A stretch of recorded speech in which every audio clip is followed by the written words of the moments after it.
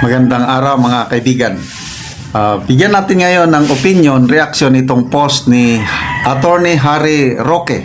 Sabi niya, "Practice what you preach, Senator Ruben Padilla." Okay. Mayroong pahayag ni Senator Padilla na directed itong nangyayari ngayon na issue, yung sinampahan ni Senator Hontiveros ang mga vloggers. Ilan ba yun? 12 vloggers ang sinampahan ng cyber libel. So isinare ni Attorney Harry Roque ang post ng Disiplina Duterte. Okay. Ruben Padilla calls out double standards amid cyber libel case filed by Hontiveros. Ito yung, basahin ko muna yung exact statement ni Senator Padilla. "Kapag kayo nagrereklamo, pinakikinggan namin kayo dahil sabi nyo freedom of expression and speech. Pero kapag kayo naman ang inireklamo, tatakotin ninyo ng kaso ang kalayaan ng iba. Pambihira talaga. Practice what you preach." Senator Ruben Padilla. Although wala siyang pinangalanan nga tao, bahala na kayo kung sino yung pinangalanan niya. Kaya ito, ang isang post, Disiplina Duterte, ito na yung title ng kanilang post. Ruben Padilla calls out double standards amid cyber libel case filed by Hontiveros.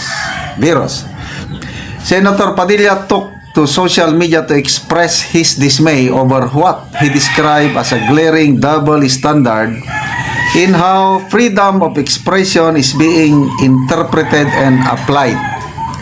This in light of fellow Senator Risa Hontiveros' recent filing of cyber libel complaint against individuals behind the viral video accusing her of coercion. Padilla, a known advocate for free speech and transparency, emphasized in his Facebook post that when critics of government express their views, they demand protection under the principle of freedom of expression. But when they themselves become the subject of criticisms or allegations, they resort to legal threats to silent dissent. Ito, ang kanyang statement ni Senator Padilla. Ulitin ko, wala siyang pinangalanan. "Kapag kayo nagrereklamo, pinakikinggan namin kayo dahil sabi nyo freedom of expression at speech." Padilla wrote. Kapag kayo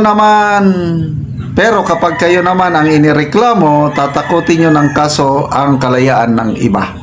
Pambihira talaga. Practice what you preach. His remarks came just hours after Senator Hontiveros filed a cyber libel complaint before the National Bureau of Investigation against former witness Michael Maurilio and the operators of a social media page that uploaded Maurilio's now viral video. In the video, Maurilio alleged that Hontiveros paid him to testify against former President Duterte, Vice President Duterte, and controversial religious leader Apollo Kibuloy. While Hontiveros has strongly denied the claims and labeled the video as part of this information campaign, Padilla's comments struck a chord with many who believe that political figures should be held to some standards they demand from others.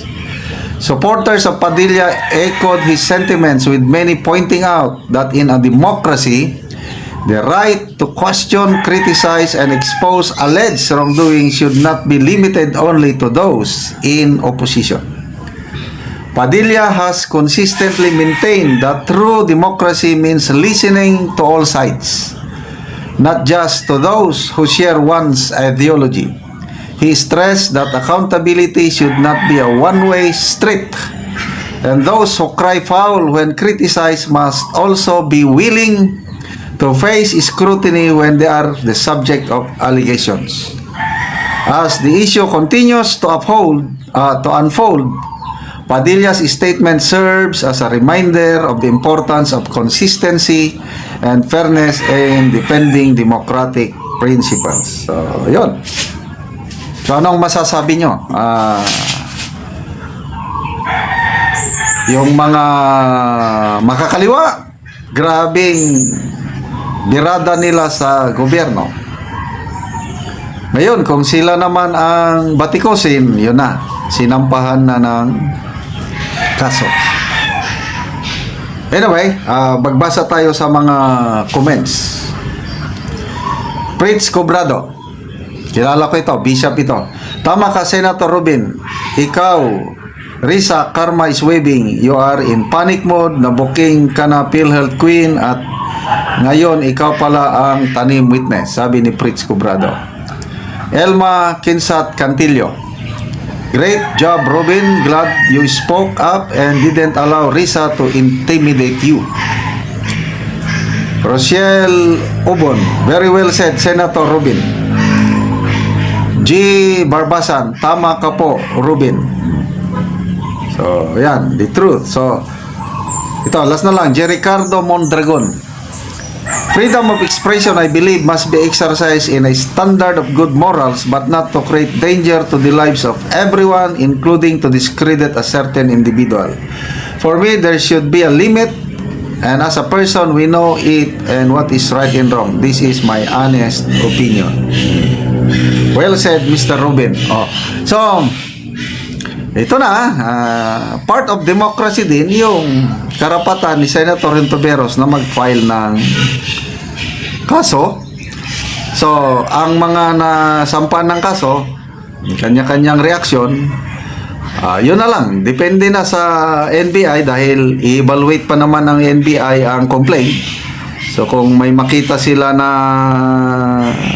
basihan, yun, magsasampa na sila ng complaint sa Office of the Fiscal. Yun po ang proseso, part of democracy.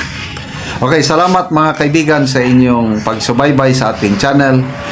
Nakakatulong kayo ng malaki sa Tribong Talandig ng Bukidnon. Ang sahod natin sa channel nito is itinutulong natin sa tribo. Namimigay tayo ngayon ng livelihood assistance. Nagpapatanim ng sayote, saging lakatan, at ngayon intercropping na nila ng Arabica coffee doon sa in-between lakatan. So, panoorin nyo ang video na ito. Magandang araw mga kaibigan. Bigyan natin ngayon ng opinion reaction ang reaksyon o pahayag ni Congressman Pulong Duterte tungkol sa pagsampa ni Senator Hontiveros ng cyber libel case laban sa mga DDS vloggers. So ito, may Facebook reel posted by Isguera, Jennifer Isguera. So pakinggan natin ang pahayag ni Congressman Pulong. Senator Risa Hontiveros filing cases to vloggers daw pertaining atong video circulating online. So, kung sila yung bagbag o tao, okay ra. Kung sila yung bagbagan, di man daritso. Okay, Binisaya man. Kung sila daw ang mag-criticize sa ibang tao, okay ra. Kaya lang, kung sila na ang criticize, demanda na. Oh, cry baby. Crying baby. Ulitin natin ha. What's your reaction about Senator Risa Hontiveros filing cases to vloggers daw pertaining atong video circulating online? So, kung sila yung bagbag o tao, okay ra. Kung sila yung bagbagan, di man daritso. Cry baby. What's your reaction about Senator Risa Hontiveros filing cases to vloggers daw pertaining atong video circulating online? So, kung sila yung bagbag o tao, okay ra. Kung sila yung bagbagan, di man daritso. Cry baby. Magbasa lang ko sa mga ilang comments. Liberty Tapang, tama gyud. GB Mijar, tama naman. Tama, puros tama. So halos parehas sila ng reaksyon ni Senator Padilla na sabi niya, kung kayo ang magbatikos, pinapakinggan namin kayo dahil sabi nyo freedom of speech or freedom of expression. Ngayon, kung kayo naman ang i-criticize, magdemanda kayo kagad. Oh, sabi niya, practice what you preach. Yon ang reaksyon ni Senator Padilla. Sino pa bang ibang wala pa kong matanda na ng mga key political figures na nag-react. Ito pa lang si Senator Padilla at saka si Congressman Pulong. Okay. May karapatan si Senator Risa Hontiveros na magsampa ng kaso. Part of democracy yan. Kailang ito na nga yung effect, lalo ngayon siyang napapag-usapan. Granting lang ulitin ko, karapatan niya yun. Sa tingin nila yun ang tama. Kailang granting kung ang sinampan lang kaso si Karen at saka yung original na nag-upload May original na nag-upload ng video parang Valiente. Yun ang original na nagpakalat. Tsaka, So kung yun ang sinampan ng kaso, palagay ko hindi na masyadong magre-react ang publiko. Ang sinampan ng kaso, mga vloggers na ang daming followers. Si Banat Bay, million supporters Ganon din si Sasasot, millions. Ang lawak ng reach nila. Yun ba, si Kipichu, o Crisette, Joey Di Bibre, Teo Moreno. So, itong mga social media influencers na ang daming sumusunod, of course, mag-react ang mga sinampang vloggers, kasama na ang mga taga-follower nila, taga-subaybay, magre-react. So, lalong na ang issue, lalong umiinit o lalong napapag-usapan. So, yun ang nakita kong counter effect ng pagsampa ng kaso laban sa mga vloggers. Although, ulitin ko, karapatan ni Senator Risa na magsampa ng kaso. So, ano kayang patutunguhan nito? We do not know. Depende na sa NBI kung sila kabilis magsampa ng kaso. But then, ito na, parang simula na ito ng yung mga nababasa ko lang na comments o mga naririnig ko mga sabi nga ni Risa Sasasot sa kanyang mga, kasi sinusundan ko si Sas Risa, sabi niya, tingin ko lang nilaglag ka na ng mga judik. So hindi naman niya sinabi sino yung mga judik. Mayroon lang siya sa isang post niya, sinabi ka nilaglag ka na ng LBM. No, ano yung LBM? Hindi rin niya sinabi. So bahala na kayo. Kasi ito, nagpahayag na si Senator Risa ng kanyang intensyon na tatakbong kandidato sa 2028. Malaking bagay yun. At dahil issue ito ngayon laban sa kanya, I don't know how long itong issue na ito mag-persist. Anyway, malayo pa naman ang 2028. Sabi nga ni Sas, kung ano ang ginawa nila, I don't know sino yung nila. Kung ano ang ginawa nila kay BP Sara, yan din ang gagawin sa iyo, Risa. So tingnan nyo, si BP Sara, more than 2 years na siyang sinisira. So noong una, naapektuhan si BP Sara, bumulusok ang kanyang rating. Ngayon, parang nasurvive na ni BP Sara yung mga negative effects ng pagbirada sa kanya, mga issue against sa kanya. Ngayon, pataas na ang kanyang rating. Kaya, tingnan nyo sa latest survey, presidential election, 35%. Siya ang pinakamataas. Sumusunod lang si Madam Leni. Ilan ba yun? 19%. Pangatlo si Bongo, 11%. Kaya lang si Bongo, hindi naman tatakbong presidente yan. Kaya yung 11% ni Bongo, mapupunta pa rin yan kay BP Sara. Kaya actually, nasa 46% ang voters preference rating ni BP Sara. She's the woman to beat sa si Senator Ontiveros, mababa, 3% lang. Anyway, salamat mga kaibigan sa inyong pagsubaybay sa ating channel. Nakakatulong kayo ng malaki sa tribong Talandig ng Bukidnon. Dahil ang sweldo natin sa channel na ito is pantulong natin sa tribo. Namimigay tayo ngayon ng mga yero at pako para makapagpatayo ng mas maayos na tirahan ang tribong Talandig. Panoorin nyo ang video na ito.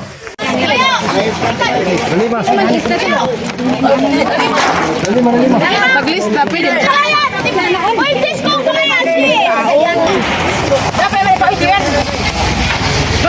Ay, bayag pa ito yan dahil sa bahay.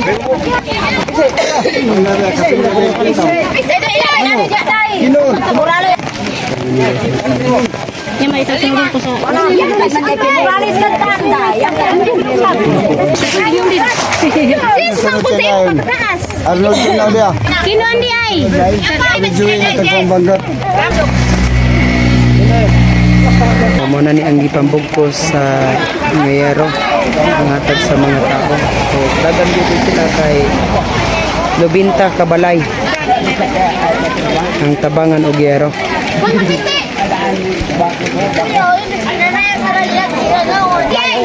Si Kwan yan. Arnold, sakto ko na di ka. Lalima, sis.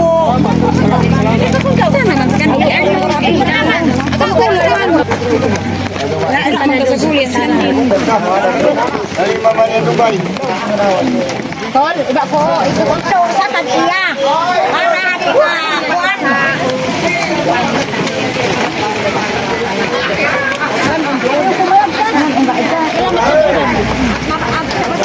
Kusog-kusog yun ang ulan.